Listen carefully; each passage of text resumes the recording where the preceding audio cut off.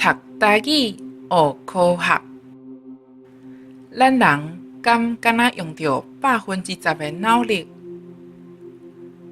常常听人讲，头壳爱较接用咧。一般人敢若用着10%的脑力，实在真拍算。无毋对，无人会否认头壳愈用会愈好。毋过，咱人敢若用着10%的脑力？若真正是安尼，剩的90%是用伫倒位？这个10%的理论到底是对，抑是毋对？要回答这个问题之前，咱先来看一个科学数据。咱人的头脑敢若占全身躯3%的重量，所用着20%的酸素甲养分。若要提高咱头壳的使用量到20%，甚至是30%，咱需要的酸素含养分就要加偌济咧？咱敢需要加使2倍，抑是3倍量的酸素？阁有侪神经病症，亲像中风、Parkinson's， 抑是脑震荡等等。虽然敢若影响到小部分的脑组织，但是常常造成患者失去不止侪脑功能。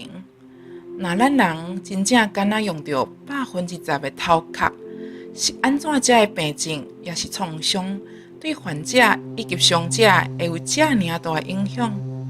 敢真正遮拄好，逐摆拢去伤害着遐重要的10%？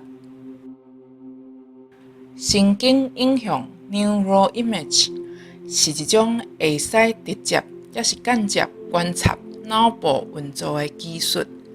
咱真时常听到的核磁共振 （MRI） 就是其中的一类。利用 MRI， 医生甲科学家会当了解脑部每一部分组织的运作情形。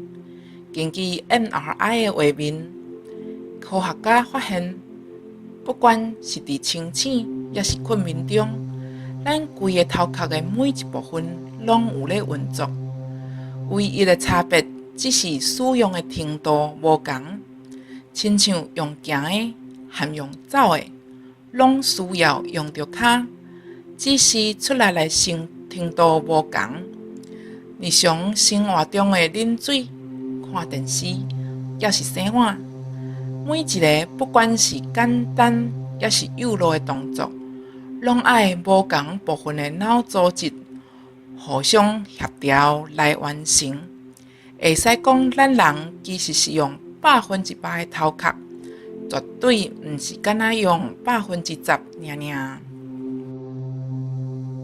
所以讲，这个10%的讲法是无正确的，必须要紧甲伊结合才对。